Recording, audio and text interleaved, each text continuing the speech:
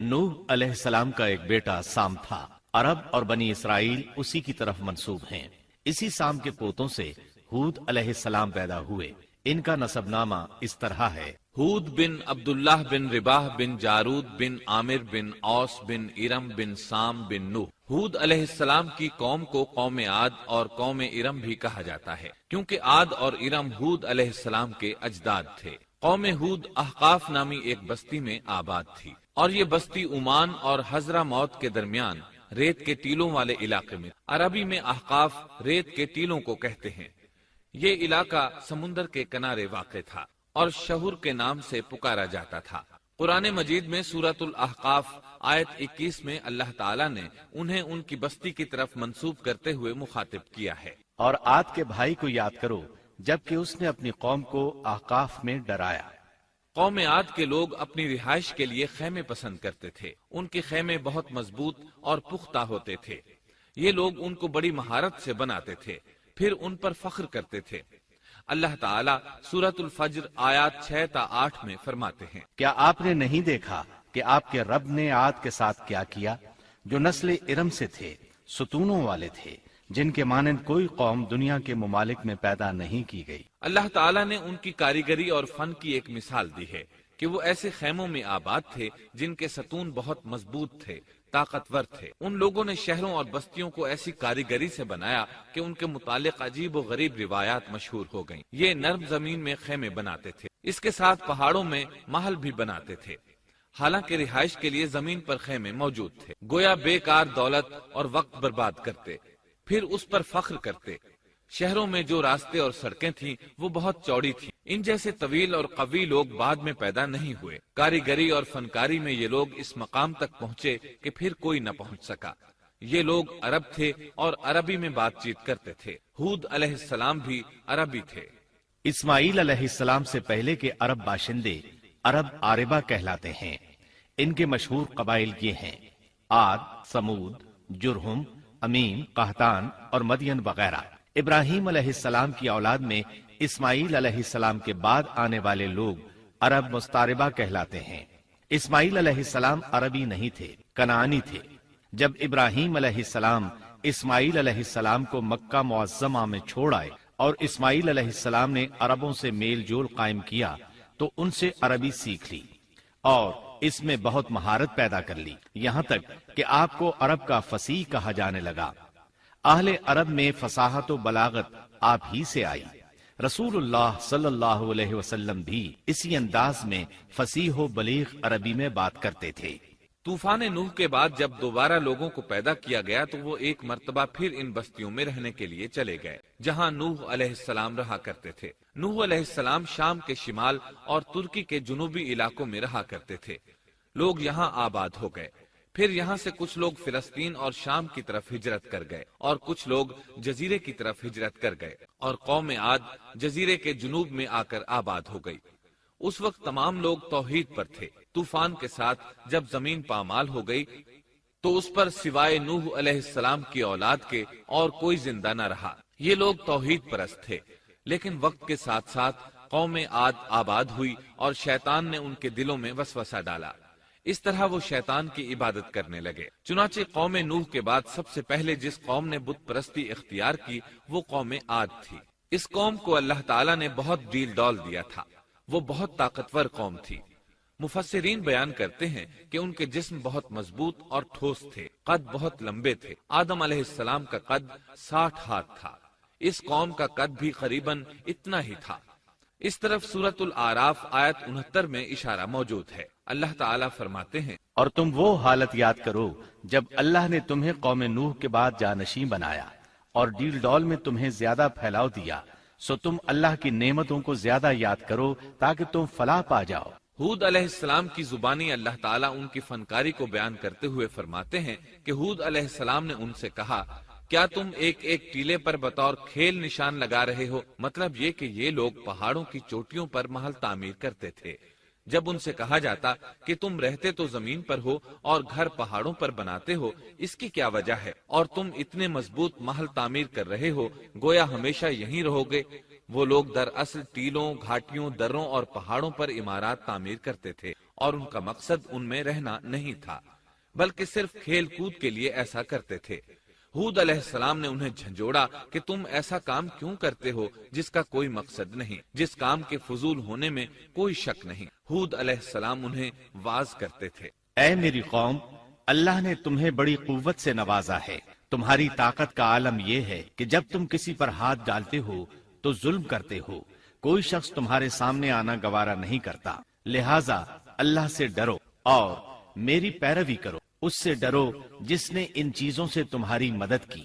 اللہ تعالیٰ نے اپنی ہر طرح کی نعمت، مال، اسباب، اولاد، باغات، شہر، قوت، جسامت اور صنعت کاری سے تمہیں نوازا ہے، لہٰذا تم اللہ سے ڈرو اور میری اطاعت کرو۔ لیکن ان کی قوم نے کوئی اثر نہ لیا، نہ ان پر ایمان لائی، الٹا لگی تکبر کرنے، اللہ کی حمد کی بجائے اس کی ناشکری کرنے لگی۔ اور تکبر کے بارے میں بات یہ ہے کہ جب سے ابلیس نے اس کو اختیار کیا، یہ اس وقت سے آزمائش بن چکا ہے۔ اللہ تعالیٰ سورہ حامیم السجدہ آیت 15 میں فرماتے ہیں، پس قوم عاد نے تو بے وجہ زمین میں سرکشی شروع کر دی اور کہنے لگے کہ ہم سے زوراور کون ہے؟ کیا انہیں یہ نظر نہ آیا کہ جس اللہ نے انہیں پیدا کیا ہے وہ ان سے بہت ہی زیادہ زوراور ہے؟ جب یہ لوگ اپنی سرکشی اور کفر میں حد سے بڑھ گئے، تب اللہ تعالیٰ نے ہود علیہ السلام کو ان کی طرف بھیجا۔ انہوں نے انہیں اللہ کی طرف بلایا اور کہا، اے میری قوم، اللہ کی عبادت کرو، اس کے سوا تمہارا کوئی معبود نہیں، کیا تم ڈرتے نہیں؟ قوم کے کافر سردار کہنے لگے، ہم تو دیکھتے ہیں کہ تو نری بے وقوفی میں ہے، ہمارے خیال میں تو جھوٹا ہے۔ اس پر ہود علیہ السلام نے فرمایا، میری قوم، میں بے وقوف نہیں، میں تو تمام جہانوں کے پروردگار کی طرف سے بھیجا گیا، تمہیں اپنے رب کے پیغامات پہنچا رہا ہوں، اور ہوں بھی تمہارا دلی خیر خواہ اور امانت دار۔ کیا تم اس بات سے تعجب کرتے ہو کہ تم میں سے ایک شخص کی معرفت اللہ کا ذکر تم تک پہنچا کہ وہ تمہیں خبردار کر دے؟ تم اللہ کی اس نعمت کو یاد کرو کہ اس نے تمہیں قوم نوح کے بعد خلیفہ بنایا اور ڈیل ڈول میں تمہیں زیادہ پھیلاؤ دیا۔ تم اللہ کے احسانات کو یاد کرو تاکہ فلاح اور نجات پا جاؤ۔ ہود علیہ السلام نے اللہ کی عظیم نعمتوں کے ساتھ انہیں نصیحت کی، لیکن وہ بدبخت کفر ہی کرتے رہے۔ آخر انہیں جھنجھوڑنے کے لیے انہوں نے فرمایا، اے میری قوم، اللہ ہی کی عبادت کرو، اس کے سوا تمہارا کوئی معبود نہیں۔ تم تو صرف بہتان بازی کر رہے ہو، یعنی جن بتوں کی تم پوجا کر رہے ہو ان کی پوجا تم نے خود گھڑی ہے، اللہ تعالیٰ نے تو اس کے متعلق کوئی دلیل نازل نہیں فرمائی۔ میری قوم کے لوگوں، میں تم سے اس دعوت و تبلیغ کی کوئی اجرت نہیں مانگتا، میرا اجر اس کے ذمے ہے جس نے مجھے پیدا کیا ہے، تو کیا تم پھر بھی عقل سے کام نہیں لیتے؟ اے میری قوم کے لوگوں، اپنے رب سے گزشتہ گناہوں کی معافی طلب کرو، آئندہ گناہوں سے توبہ کرو تاکہ وہ برسنے والے بادل تم پر بھیج دے اور تمہیں طاقت میں اور بڑھا دے، تاکہ تم گناہگار ہونے کے باوجود روگردانی نہ کرو۔ ہود علیہ السلام مسلسل انہیں دعوت دیتے رہے، لیکن وہ ظالم قوم نوح کی طرح ان کا مذاق اڑانے لگی اور کہنے لگی، ہمارے خیال میں تو بے وقوف ہے اور شاید تو ہمارے کسی معبود کے بڑے جھپٹے میں آ گیا ہے، تو ہمارے بتوں کو برا کہتا ہے، اس لیے ان میں سے کسی کی مار تم پر پڑی ہے، اسی لیے تو ذہنی مریض بن گیا ہے۔ وہ ظالم لوگ چونکہ آخرت پر ایمان نہیں رکھتے تھے اور دنیا میں خوشحالی کی زندگی بسر کر رہے تھے اور تھے بھی اپنی قوم کے سردار، اس لیے اپنے ماتحتوں سے کہنے لگے، یہ تو تم جیسا ہی انسان ہے، وہی کچھ کھاتا ہے جو تم کھاتے ہو اور پیتا بھی وہی کچھ ہے جو تم پیتے ہو۔ اب اگر تم نے اپنے جیسے انسان کی اطاعت قبول کر لی تو سخت خسارے میں رہو گے۔ کیا یہ تمہیں اس بات سے دھمکاتا ہے کہ جب تم مر کر خاک اور ہڈیاں بن جاؤ گے تو پھر زندہ کیے جاؤ گے؟ ہرگز نہیں، یہ بات امکان سے باہر ہے جس کا وعدہ تم سے کیا جاتا ہے۔ یہ زندگی تو صرف دنیا کی ہے، ہم مرتے جیتے رہتے ہیں، ہم پھر نہیں اٹھائے جائیں گے۔ یہ تو وہ شخص ہے جس نے اللہ پر جھوٹ باندھا ہے، ہم اس پر یقین کرنے والے نہیں۔ ہود علیہ السلام انہیں دعوت دیتے رہے یہاں تک کہ ان کی قوم نے واضح طور پر کہہ دیا کہ آپ ہمیں واز سنائیں یا نہ سنائیں، ہم تو اپنی روش نہیں چھوڑیں گے، یہ تو پرانے لوگوں کا دین ہے۔ اس طرح قوم انہیں مسلسل جھٹلاتی ہی رہی۔ آخر ہود علیہ السلام نے بھی انہیں کھلم کھلا دھمکی دی اور فرمایا، لوگوں سنو، میں صرف تمہیں ہی نہیں اللہ کو بھی گواہ بنا کر اعلان کرتا ہوں کہ اللہ کے سوا جس جس کی عبادت ہو رہی ہے، میں ان سب سے बुरी तरह बेजार। अब तुम ही नहीं अपने साथ औरों को भी बुला लो और अपने उन सब झूठे माबूदों को भी बुला लो और तुमसे जो हो सके मुझे नुकसान पहुंचा दो, मुझे कोई मोहलत न दो, न मुझ पर तरस खाओ। ये फरमाने के बाद उन्होंने अल्लाह से दुआ, ऐ परवरदिगार, इनके झुटलाने पर तू मेरी मदद फरमा। अल्लाह की तरफ से आपको जवाब मिला, ये तो बहुत ही जल्द अपने किए पर पछताने लगेंगे। अल्लाह के नबी का इनकार करने, उससे बुग़्ज़ रखने और उसका मजाक उड़ाने वालों का अंजाम क्या हुआ। अल्लाह ने उन्हें ऐसे जन्नाटे की आंधी से तहस नहस किया कि जिसकी तारीख में मिसाल नहीं मिलती। अल्लाह ने उनसे बारिश रोक ली, इससे खुश्कसाली की कैफियत पैदा हो गई, दरख्त और फल खत्म हो गए, वो लोग बारिश की ख्वाहिश करने लगे। इसी हालत में एक दिन अल्लाह ने उन्हें अजाब देने का इरादा फरमाया। उन्होंने देखा एक सियाह बादल उनकी तरफ बढ़ रहा है, खुशी से उछलने लगे, कहने लगे ये बादल हम पर बरसने वाला है, जबकि उनका ख्याल गलत था। दरअसल अब्र की सूरत में ये वो कहरे इलाही था जिसके आने की वो जल्दी मचा रहे थे। वो अजाब उनकी बस्तियों की तमाम चीजों, फलों, खेमों, दरख्तों को तहस नहस करता हुआ आया। इसे अल्लाह का यही हुक्म था। आंधी इस कदर जबरदस्त थी कि पहाड़ों पर उनके तामीर करदा महलों तक को उड़ा ले गई। मुजरिमों का यही बदला है। अल्लाह ताला सूरत उज़-ज़ारियात आयत 41 और 42 में फरमाते हैं, इसी तरह आदियों में भी हमारी तरफ से तनबीह है, जबकि हमने उन पर खैर बरकत से खाली आंधी भेजी। वो जिस जिस चीज पर गिरती थी उसे बोसीदा हड्डी की तरह चूरा चूरा कर देती थी। उस आंधी ने हर चीज को फना करके रख दिया। अल्लाह ताला उनकी तबाही एक जगह इन अल्फाज में बयान करते हैं, कौम आद ने भी झुटलाया, बस कैसा हुआ मेरा अजाब और मेरी डराने वाली बातें। हमने उन पर तेजो तुंद मुसलसल चलने वाली हवा एक लगातार मनहूस दिन में भेज, जो लोगों को उठा उठा कर दे पटकती, गोया के वो जड़ से कटे हुए खजूर के तने हैं। बस कैसी रही मेरी सजा और मेरा डराना। यकीनन हमने कुरान को नसीहत के लिए आसान कर दिया है, बस क्या है कोई नसीहत पकड़ने वाला। एक तीसरे मकाम पर अल्लाह ने उनकी जिल्लत और रुसवाई का जिक्र यूं किया है, कौम आद बेहद तुंद और तेज हवा से गारत कर दी गई।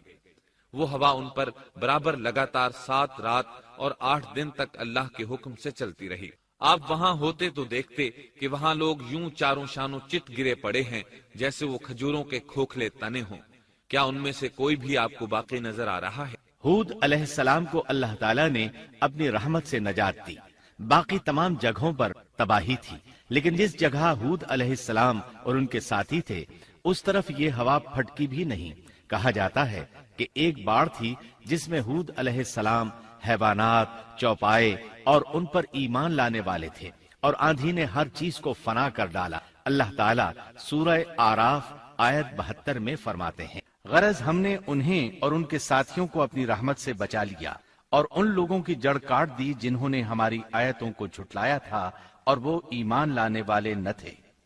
इसी तरह सूरह हूद में अल्लाह फरमाते हैं, जब हमारा हुक्म आ पहुंचा तो हमने हूद को और उनके साथियों को अपनी खास रहमत से नजात दी। हमने उन सब को सख्त अजाब से साफ बचा लिया। ये थे कौम आद के लोग जिन्होंने अपने रब की आयतों का इनकार किया और उसके रसूलों की नाफरमानी की और हर एक सरकश नाफरमान के हुक्म को माना। दुनिया में भी उन पर लानत लगा दी गई और क़यामत के दिन भी। देख लो, कौम आद ने अपने रब से कुफ्र किया, हूद की कौम आद पर लानत हो।